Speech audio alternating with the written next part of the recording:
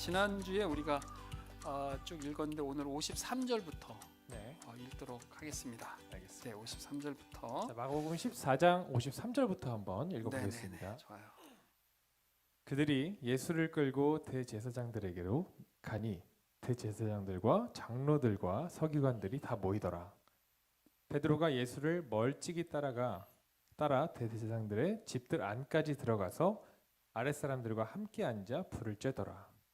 근데 이 베드로가 왜 멀찍이 그쵸, 따라갈까요? 멀찍이 따라갔어요. 가까이서 좀 가야 되는 거 아닌가 그러니까 싶은데. 우리가 사실 그렇잖아요. 주님께서 나를 따라오라 이렇게 말씀하실 때 우리가 사실은 좀 실수하는 게 주님을 앞서는 거거든요. 근데 주님을 앞서서도 안 되고 여기처럼 너무 멀찍이 떨어져서도 안 되죠. 주님 바로 뒤에 따라갔으면 좋겠는데 마가가 이걸 정말 기가 막히게 표현하는 것 같아요. 멀찍이 따라갔다 이렇게 표현하고 있어요. 네, 55절 읽어주세요. 대제사장들과 온 공회가 예수를 죽이려고 그를 칠 증거를 찾되 얻지 못하니 이는 예수를 쳐서 거짓 증언하는 자가 많으나 그 증언이 서로 일치하지 못함이라. 어떤 사람들이 일어나 예수를 쳐서 거짓 증언하여 이르되 우리가 그의 말을 들으니 손으로 지은 이 성전을 내가 헐고 손으로 짓지 아니한 다른 성전을 사흘 동안에 지으리라 하더라 하되. 사실 이 성전 이 사람이 얘기한 것처럼 주님께서 이렇게 말씀하신 적이 없거든요. 네, 주님이 말씀하신 것은 우리가 요한복음 2장 19절에 보면 너희가 이 성전을 헐라 내가 사흘 동안에 일으키리라. 거기서 얘기했던 성전은 주님을 말씀하신 거거든요. 그러니까 우리가 지금 성전이잖아요. 성령이 우리에게 있기 때문에 우리 자체가 성전인데 이 사람들은 그걸 뭐 자기들 마음대로 곡해해서 이런 식으로 이제 몰아간 거죠. 그 증언도 서로 일치하지 않더라. 네, 일치하지 않아요. 네. 그 당시에 2명 이상이 일치해야 되잖아요. 그런데 일치하지 않고 이렇게 몰아갔다라는 것 자체가 재판 자체가 잘못된 재판인 거죠. 네, 그 당시엔 2명 이상이 꼭 일치를 그렇죠. 해야 일치를 해야 이게 신빙성이 있는 네, 증거로 그렇죠. 되는 거죠. 이게 이제 증언으로서 효력을 발생하는데 일치하지 않았다라고 마가가 쓴 이유는 이 재판 자체가 잘못된 거다 이렇게 표현하고 있는 거죠. 대제사장이 가운데 일어서서 예수에게 물어 이르되 너는 아무 대답도 없느냐? 이 사람들이 너를 치는 증거가 어떠하냐 하되 침묵하고 아무 대답도 아니하시거늘 대제사장이 다시 물어 이르되 내가 찬송받을 이의 아들 그리스도냐? 그렇죠. 찬송 받을 이의 아들 그리스도냐? 네가 정말 메시아냐라고 아주 직접적으로 대제사장이 그리스도 예수님께 묻는 거죠. 62절 읽어주세요. 62절이 또 의미심장해요. 예수께서 이르시되 내가 그니라 인자가 권능자의 우편에 앉은 것과 하늘 구름을 타고 오는 것을 너희가 보리라 하시니. 그렇죠. 내가 그니라. 에고 에임이 내가 바로 그 사람이야. 너희가 말하는 그 메시아 바로 나야라고 마가복음에서 가장 직접적으로 예수님께서 내가 바로 그 메시아다라고 하는 것을 직접 표현하신 아주 핵심적인 구절이고요. 권능자의 우편에 앉는 것은 부활하신다는 뜻이잖아요. 부활하신다. 이제 신학적 용어로 승귀한다 이런 표현인데요. 부활하신다라는 것과 하늘 구름을 타고 오는 것은 뭐겠어요? 재림이겠죠. 그러니까 내가 바로 메시아고 나는 부활할 것이고 하나님 우편에 앉아 계시다가 재림 다시 할 것이다 라고 하는 것을 핵심적으로 말씀하신 구절이죠. 62절. 네. 대제사장이 자기 옷을 찢으며 이르되 우리가 어찌 더 증인을 요구하리오. 옷을 왜 찢죠? 그러니까 옷을 왜 찢었을까? 통상 우리가 보면 화가 났을 때 옷을 찢는 것처럼 생각할 수 있잖아요. 네네. 그런데 이게 사법적 행동이에요. 사실은 신성모독하는 재판에서는 재판관이 옷을 찢는 것이 당시의 관례였어요. 그러니까 신성모독을 했다. 아니 이렇게 끔찍한 일이 있을 수 있나라고 하는 것을 행위적 표현으로 한 거죠. 옷을 찢는 그런 장면을 보여주고 있어요. 그 신성 모독하는 말을 너희가 들었도다. 너희는 어떻게 생각하느냐 하니 그들이 다 예수를 사형에 해당한 자로 정죄하고 어떤 사람은 그에게 침을 뱉으며 그의 얼굴을 가리고 주먹으로 치며 이르되 선지자 노릇을 하라. 하고 하인들은 손바닥으로 치더라. 하인들까지, 가장 낮은 존재에게까지 주님께서 이렇게 정말 굴욕적인 모욕적인 것을 당하는 그런 모습인데요. 사실은 주님께서는 그 대상에 대한 지식이 있었어요. 그 상대방에 대한 지식, 대상 지식이 있었기 때문에 주님께서는 그것을 다 받아들이신 거죠. 우리가 사실 누군가에게 이런 행위를 받았다면 엄청난 상처를 받았을 거잖아요. 그런데 이미 주님은 그 상대방이 어떤 사람, 어떤 존재, 어떤 그 죄된 상태라고 하는 그 대상 지식을 갖고 계셨다라고 하는 것, 그렇기 때문에 주님께서는 자기의 자존감에 대한 뭐 상처를 받는다거나 그렇지 않고 그것을 묵묵히 받아들이신 거죠. 저희가 오늘 마가복음 14장 두 번째 시간을 함께 하고 있는데 오늘이 가장 좀 슬픈 날이잖아요. 네, 어떻게 보면 맞아요. 이 장이. 네, 근데 네, 너무 속상해요. 이제 처음 읽기 시작했는데 굉장히 벌써 네, 슬퍼지는 것 네, 같습니다. 주님 그걸 이제 우리가 성경을 읽을 때 여러분 그 임장이라고 표현하거든요. 그 장소 안으로 우리가 들어가는 거예요. 지금 주님께서 신문을 받고 이렇게 뭐 침뱉음도 당하고 뭐 주먹으로 맞고 하는 그 장면으로 우리가 들어가는 거죠. 그 임장.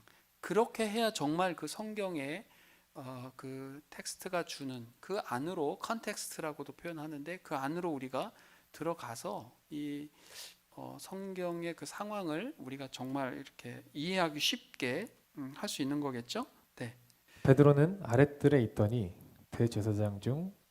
대제사장의 여종 하나가 와서 베드로가 불을 쬐고 있는 것을 보고 주목하여 이르되 너도 나사렛 예수와 함께 있었도다 하거늘 베드로가 부인하여 이르되 나는 내가 말하는 것이 무엇인지 알지도 못하고 깨닫지도 못하겠노라 하며 앞들로 나갈새. 어떻습니까? 지금 저 위에선 주님이 신문 받고 있잖아요. 네.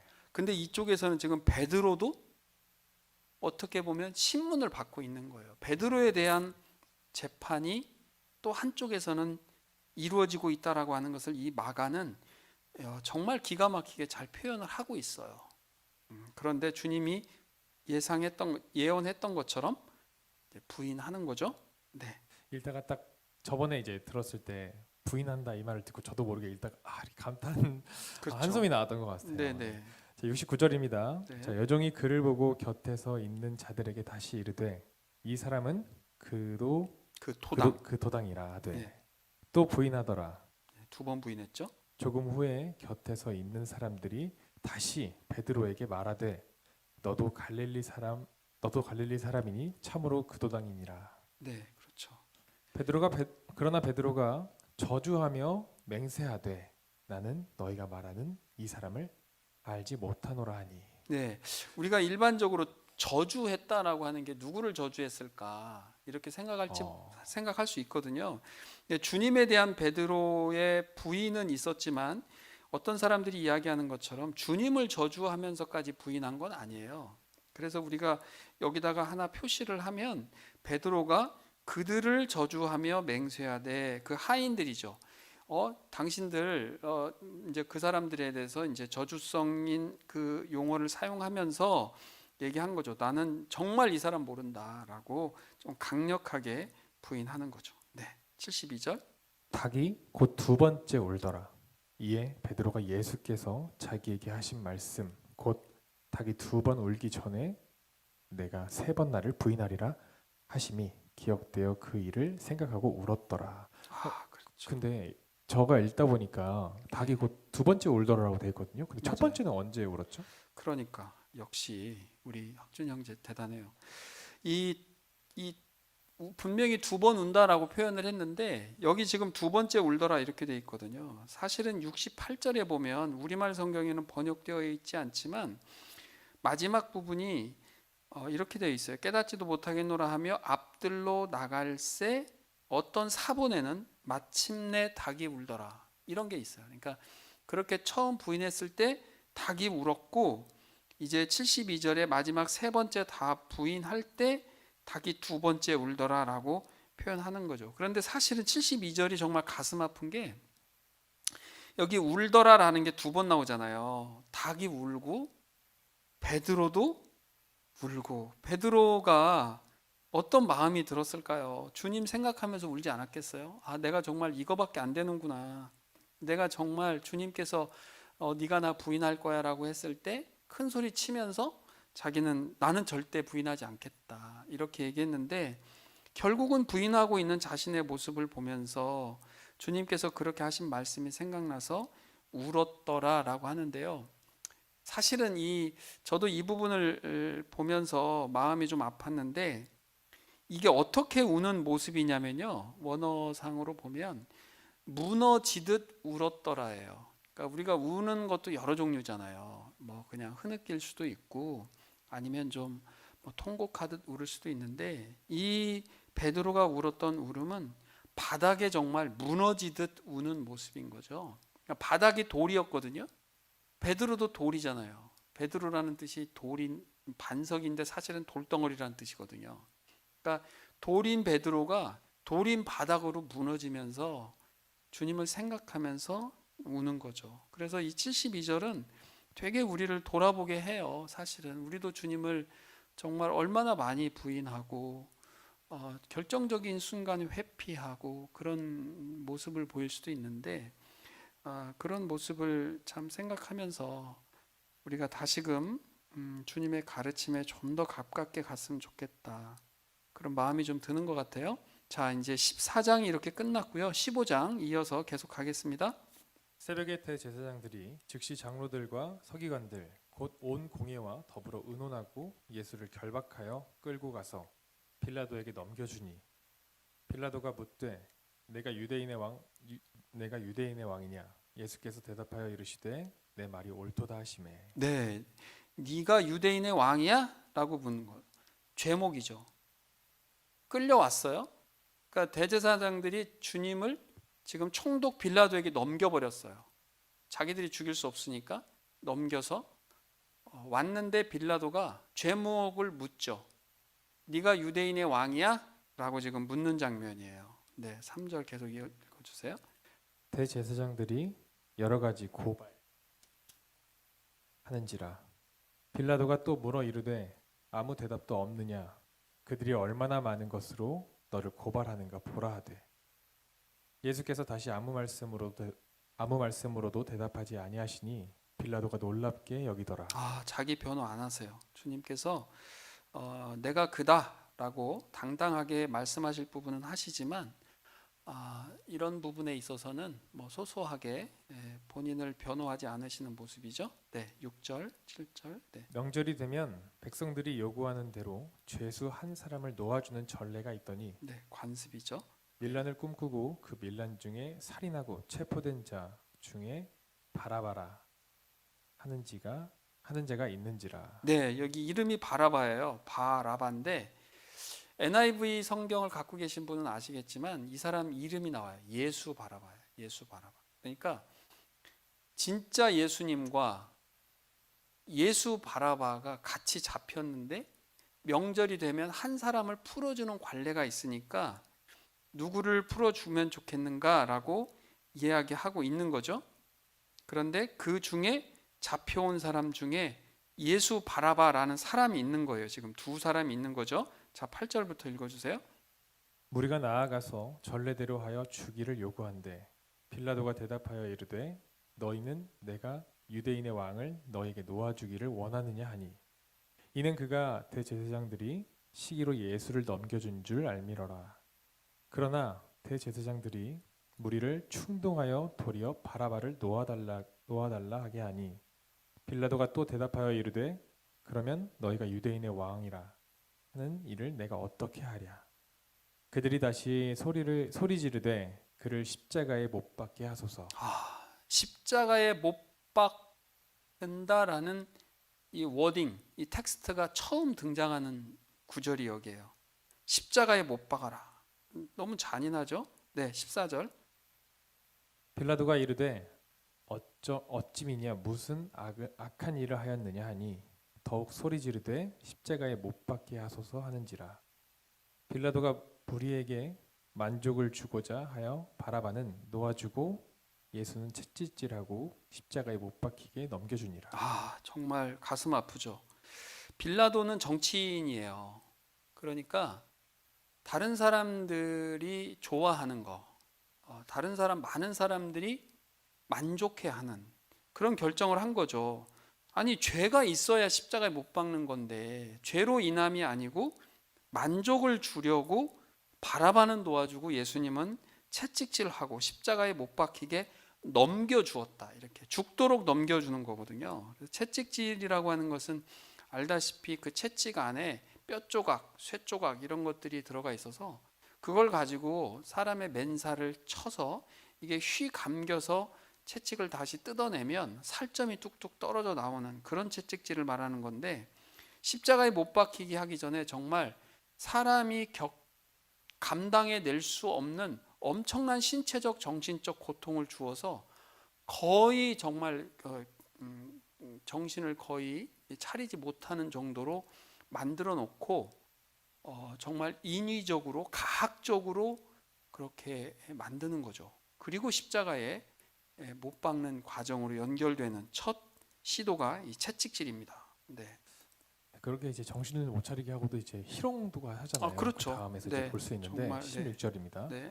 군인들이 예수를 끌고 브라이도리온이라는 뜰 안으로 들어가서 온 군대를 모으고 네, 이게 네. 브라이도리온이 뭐냐면 총독 관저예요. 아, 예, 지금 총독 관저로 지금 데리고 들어갔어요. 예수께서 자색 옷을 입히고 가시관을 엮어 씌우고 자색 옷이라는 게 왕이 입는 거잖아요. 왕 색깔이잖아요. 자색이라는 게. 그러니까 네가 유대인의 왕이라며 라면서 왕 흉내 내도록 이제 더 조롱하는 거죠.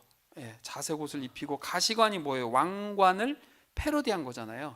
그러니까 네가 유대인 왕이지라고 하면서 이제 자색 옷 입히고 가시관 엮어 씌워서 뭐 우리 영화에도 보면 그것을 그냥 올려놓는 게 아니라 쿡 눌러 씌워서 피가 쭉 나오도록 그렇게 고통을 준 거죠. 네. 경례하여 이르되 유대인의 왕이여 평안할지어다 하고 여기 경례도 패러디예요. 그러니까 왕에게 황제, 취하는- 그렇죠. 아, 황제에게 이렇게 그 경례하듯이 너 유대인의 왕이야 이러면서 이제 경례하는 그런 패러디를 보이는 거죠. 마지막까지 잔인하게. 갈대로 그의 머리를 치며 침을 뱉으며 꿇어 절하더라. 희롱을 다 한 후 자색 옷을 벗기고 도로 그 옷을 입히고 십자가에 못 박으려고 끌고 가니라. 네, 정말 가장 가슴 아픈 장면이라고 봐요. 저는 마가가 이 성경을 기록할 때 아마 이 부분 좀 정말 마음 아프고 뭐 어쩌면 또 한참 울 수도 있었겠죠. 이 장면이 우리가 이 부분으로 이렇게 임장 이렇게 들어가 보면 정말 인간의 잔인함. 당신은 우리를 구원하기 위해서 이 땅에 오셨는데 우리는 그분을 이렇게 정말 잔인하게 모든 부분까지 고통을 주면서 이제 십자가에 못 박으려고 끌고 간 거죠. 네, 21절. 네.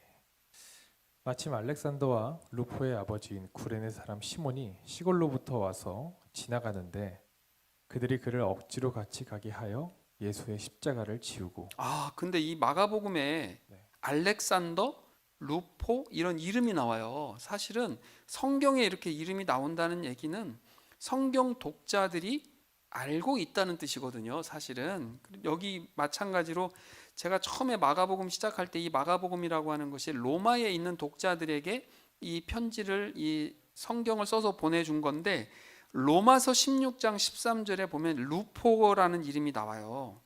그러니까 로마서도 로마에 있는 그리스도인들에게 전해진 거고요. 이 마가복음도 1차 독자가 로마에 있는 그리스도인이거든요. 그러니까 너희들이 알고 있는 그 루포 있잖아. 그 루포의 아버지가 구레네 사람인데 그 사람이 시몬이잖아. 그 시몬이라는 사람이 그때 마침 시골에서 와서 지나가다가 그 시몬에게 십자가를 지워줬지, 그 시몬의 아들 루포가 지금 우리와 같이 있는 그 루포란다라고 하는 의미가 사실은 담겨 있는 거죠. 이 이름이 있다라고 하는 의미 자체가. 네, 22절. 예수를 끌고 골고다라 하는 곳에 이르러 몰약을 탄 포도주를 주었으나 예수께서 받지 아니하시니라. 그렇죠. 이 모략을 탄 포도주도 이제 왕에게 주는 행위거든요. 모략이 그것도 향이에요, 향. 그러니까 어떤 사람들은 이게 마취적인 어떤 그 효능을 주는 거 아닌가 이렇게 생각할 수 있는데 그렇지 않고요. 이제 모략을 탄 포도주를 주었기 때문에 이것도 굉장히 희롱성이 있는 거죠. 그러나 주님 받지 않아요. 이 주님께서 그러셨잖아요. 내가 포도나무에서 난 것 내가 더 마시지 않겠다. 아까 이제 우리 지난주에 우리 성찬할 때 주님께서 그 말씀하셨잖아요. 그래서 이것도 이제 일종의 그런 희롱성이 있는 거죠. 네. 십자가에 못 박고 그 옷을 나눌세 누가 어느 것을 가질까 하여 제비를 뽑더라. 네, 이것도 시편 22편에 있는 것이 이제 성취되는 그런 부분이죠. 네, 25절. 때가 제3시가 되어 십자가에 못 박으니라. 아, 드디어 이제 못 박았어요. 정말 못이 박힌 거죠. 그런데 여기 제3시라고 되어 있는데 여러분 마가복음은 플러스 6 하시면 돼요. 그러니까 3시에 플러스 6이면 9시잖아요. 그러니까 오전 9시에 못이 박힌 거죠. 밤새도록 한숨도 못 주무시고 밤새 신문 당하시고 새벽에 계속 그렇게 신문을 당하고 이제 골고다 언덕까지 끌려가서 거기서 오전 아침 9시에 이제 못 박히신 거예요.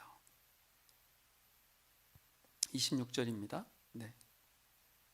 이거 숨 막히네요. 네. 네, 그렇죠. 네, 그래도 읽어야 돼요. 그 위에 있는 죄패에 유대인의 왕이라 썼고 강도 둘을 예수와 함께 십자가에 못 박으니 하나는 그의 우편에 하나는 그의 좌편에 있더라. 그렇죠. 여기 강도라고 하는 단어를 우리가 살짝 볼 필요가 있어요. 우리 청년 2부 정도 되면 이제 요 정도는 알았으면 좋겠는데 레스테스라고 하는 그 헬라어인데요.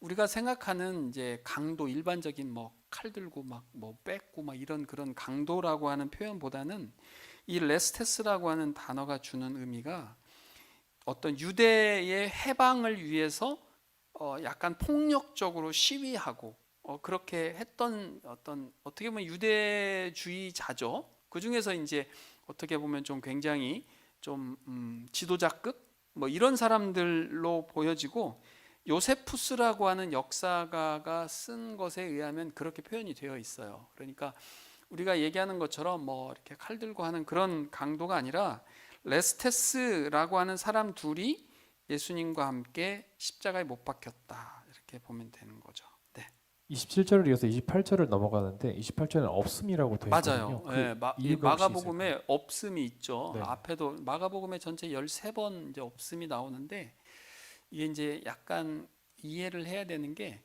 사본학하고도 연관이 돼요. 원래 이제 성경이 원본은 없잖아요. 사본이 계속 나오는데 가장 오래된 사본들을 찾아보니까 이제 그 전에 덜 오래됐을 때 이 구절이 있었던 것으로 생각했었는데 더 원본과 가까운 그 사본을 찾아보니까 없더라. 그래서 절은 정해졌어요. 절은 이미 28절이라고 절은 정해졌거든요. 이제 중세 때 정해졌는데 정해져 놓고 보니까 이제 없는 거죠. 그래서 킹제임스 버전 같은 데는 이게 있어요. 그런데 원래 원본과 더 가까운 가장 오래된 사본에는 없기 때문에 이제 그 뒤에 사본학자들이 이건 없는 게 분명하다라고 해서 없음 이렇게 표현했습니다. 여백의 미가 아니었군요. 그렇죠. 네. 마음껏 슬퍼할 수 있는 구간이라고 생각했는데. 네. 29절입니다. 지나가는 자들은 자기 머리를 흔들며 예수를 모욕하여 이르되 아하 성전을 헐고 사흘에 짓는다는 자여 내가 너를 구원하여 십자가에서 내려오라 하고 내가 너를 구원하여 십자가에서 내려오라 하고가 그쵸. 너 메시아라며 너 한번 내려와 봐 이런 거죠. 네. 자 그와 같이 대제사장들도 서기관들과 함께 희롱하며 서로 말하되 그가 남은 구원하였으되 자기는 구원할 수 없도다. 네. 이스라엘의 왕 그리스도가 지금 십자가에서 내려와 우리를 보고 믿게 할지어다 하며 함께 십자가에 못 박힌 자들도 예수를 욕하더라. 네, 이거 조금 설명할 필요가 있어요. 너 메시아면 한번 내려와 봐. 그러면 우리가 믿을 거 아니겠어? 라고 조롱하는 거죠. 주님께서 내려오실 수도 있었겠죠. 그러나 주님께서는 십자가에 달려 계실 능력이 계셨어요. 자, 이게 좀 역설적이죠. 우리가 되게 좋아하는 말씀이 있어요. 빌립보서 4장 13절에 보면 내게 능력 주시는 자 안에서 내가 모든 것을 할 수 있다라고 하는 그 말씀 있잖아요. 그러니까 주님 안에서 주님께서 우리에게 능력을 주실 때 우리는 정말 가장 낮은 곳, 가장 굴욕적인, 다른 사람들이 볼 때는 어떻게 저렇게 참지? 어떻게 저걸 다 감수해내지? 라고 생각할 정도의 자리까지 사실은 우리가 위치할 수 있고 그 일을 할 수 있는 이유는 주님께서 함께 하시고 그 일을 때에 따라서는 우리가 그렇게 할 수 있는 거죠. 우리 그런 거 있잖아요. 야, 내가 정말 이렇게까지 해야 되는 거야? 이런 생각 들 때 있잖아요. 아, 내가 정말 왜 내가 이 일을 해야 되지? 라는 생각 들 수 있거든요. 그러나 주님은 십자가에서 달리셔서 내려오실 수 있는 능력이 있으심에도 불구하고 주님께서는 달려 계시는 쪽으로 그 능력을 사용하셨다라는 것이죠. 이것은 정말 정말 이것은 놀라운 주님의 능력이고 바울이 사실 이걸 깨달은 거거든요. 그래서 바울은 그 천한 곳까지 다 주님의 그 본을 받았는데 우리가 십자가에 달리기까지 우리가 주님을 닮는다라고 하는 의미 중에 하나도 사실은 이런 것으로 우리가 볼 수 있을 거예요. 네. 제 6시가 되매 온 땅에 어둠이 임하여 제 9시까지 계속하더니 네, 6시면 플러스 6이니까 12시. 9시면 플러스 6 하니까 오후 3시. 네, 그렇게 되는 거죠. 제 9시에 예수께서 크게 소리 지르시되 엘리 엘리 라마 사박다니 하시니 이를 번역하면 나의 하나님 어찌하여 나를 버리셨나이까 하는 뜻이라.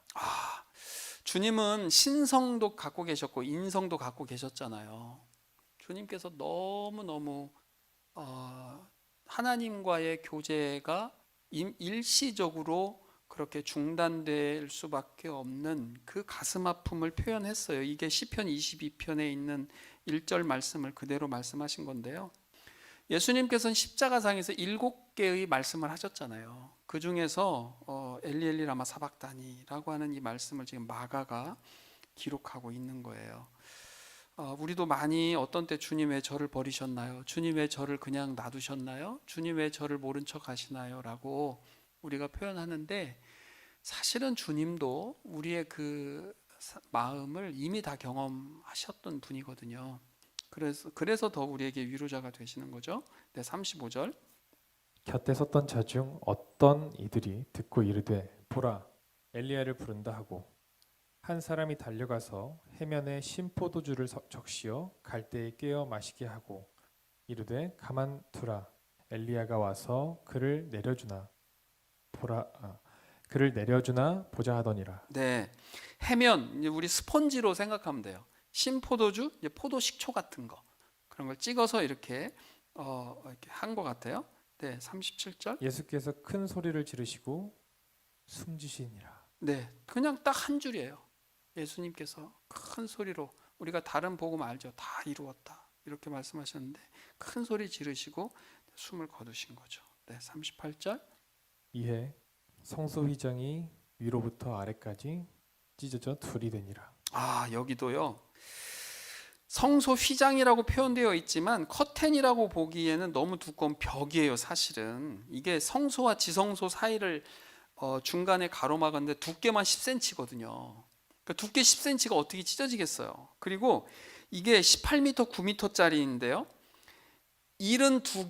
72개의 이렇게 줄을 따서 닦는 거 알죠? 이렇게 꼬아서 이렇게 만든 그 줄로 된 벽이기 때문에 이게 끊어지지도 않아요. 그리고 그렇게 72개의 따은 줄 자체가 24개의 실로 되어 있거든요. 그러니까 24개의 실로 되어 있는 한 개의 줄이 72개가 서로 엮여져서 그 거대한 9 곱하기 18의 그 벽이 되는 두께 10cm 되는 그 성소와 지성소를 가로막은 그것이 찢어졌어요.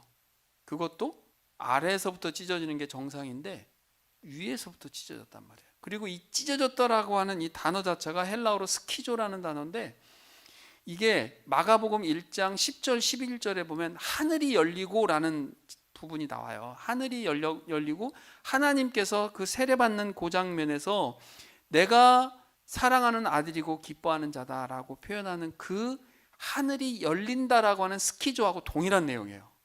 그러니까 하늘이 열리고 예수님께서 십자가에서 돌아가셨지만 하나님께서는 무엇으로 반응하셨냐면 성전 휘장을 찢는 것으로 반응하신 것이죠. 하나님께서는 그 장면을 보시면서 독생자 예수 그리스도께서 십자가에서 돌아가시는 그 장면을 어떻게 보셨겠어요? 사실은 가장 가슴 아프게 보셨을 텐데 그것을 성소의 휘장을 찢으면서 막힌 담을 허시면서 우리가 하나님과 연결될 수 있는 그 길이 되신 주님께서 그렇게 그 길을 열어주시는 그것을 우리에게 표현해 주신 것이죠. 네. 그런데 벌써 30분이 돼서 그러니까요. 혹시 네. 이제 몇 절 안 남았는데 아. 요셉이 예수님의 시체를 무덤에 넣어두기 전까지만 근데 3절 이게 남았거든요. 이게 그 약속은 약속이기 때문에 네, 그 약속을 우리가 지키시죠. 그렇죠. 성소 휘장이 찢어지는 요 장면까지 우리가 오늘 봤고요. 여러분들 마가복음 보시면서 어떤 마음이시는지 모르겠지만 이 장면이 가장 주님께서 우리를 위한 그 대속의 죽으심을 죽으시는 그 장면이잖아요. 네, 우리가 좀 더 주님의 십자가를 묵상하면서 주님을 만나는 그런 시간이 되었기를 바라고 우리 다음 주에 계속 또 이어서 읽어가는 걸 하시죠. 네, 다음 주에 그럼 만나겠습니다. 네, 다음 주에 여러분, 만나요. 네, 한 주간 평안하세요. 네.